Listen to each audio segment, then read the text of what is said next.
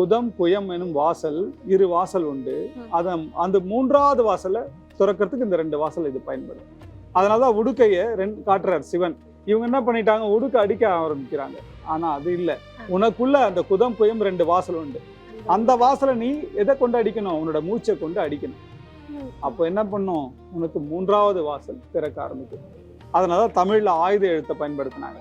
அந்த ஆயுத எழுத்து எது காட்டினாங்க, உனக்குள்ள இருக்கிறது உன் சக்தியை நீ உணர்றதுக்கு அந்த ஆயுத எழுத்தை பயன்படுத்து. நான் மறைபொருளாக தமிழ் மொழிகள்ல மந்திரம் சொன்ன காரணமே இதுதான். எல்லா இடத்துக்குமே சிவன் பார்த்தோம்னா முதல்ல அவருடைய நெற்றிக்கண், அவருடைய முகங்கள் தான் தெரியும். இங்க உள்ள வந்த உடனே தெரிஞ்சது சிவன் திரும்பி இருக்கிறாரு. ஏன் பின் உருவத்தை வைக்கணும், அதுக்கு ஏதாவது காரணங்கள் இருக்கா? கண்டிப்பா இறைவன் யாருன்னு யாருக்குமே தெரியாது. இவங்களாம் நம்மளா முகம் அரைஞ்சி இப்படிதான் சிவன் இருப்பாரு, இப்படிதான் பெருமாள் இருப்பாரு, இப்படிதான் இருப்பாரு எல்லாமே சொல்லுது. ஆனா ஏகன் அநேகன் இறைவன் பின்ரூபம் தான்.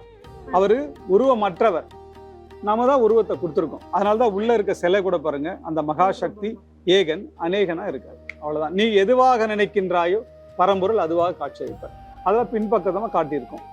அது பின்புறமும் நீ எந்த இறைவன் பார்த்தாலும் பின்னாடி தான் பார்க்க முடியும். எப்பொழுது நீ பின்னாடி பாக்குறியோ அந்த பக்கம் இருக்கிறத நீ பார்க்க முயற்சி பண்ணுவ. அந்த முயற்சி எடுக்கணும்னா என்ன பண்ணுவீங்க, தியானம் என்ற ஒரு விஷயத்தை செய்வீங்க. அதுதான் நான் அது சொல்லப்பட்டிருக்கு. முழுமையா என்னால சொல்ல முடியாதனால ஒரு சிறிய விஷயம், உனக்குள்ள அந்த விதையை ஊனணும். இந்த மகா சிவராத்திரின்னா என்ன, நீ உக்காந்து தியானம் பண்ணுன்னா உக்காந்து இரவு முழுவதும் தியானம் பண்ண முடியுமா? இப்ப இருக்கிற மக்கள் பண்ண மாட்டாங்க. அவங்களுக்கு ஆட்டம் பாட்டம் போட்டுட்டா தியானம் பண்ணிடுவாங்களா? பண்ண மாட்டாங்க. அது இல்ல உண்மை. விழிப்பு நிலையோட இருக்கணும்.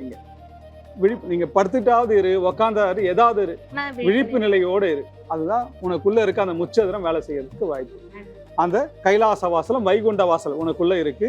அதை திறக்கிறதுக்கு ஒரு வாய்ப்பு இன்னைக்கு ஏற்படுத்தப்படும். இதே மாதிரி இன்னைக்கு வைகுண்ட ஏகாதசிக்கு இந்த சக்தி, அது ஒரு சக்தி.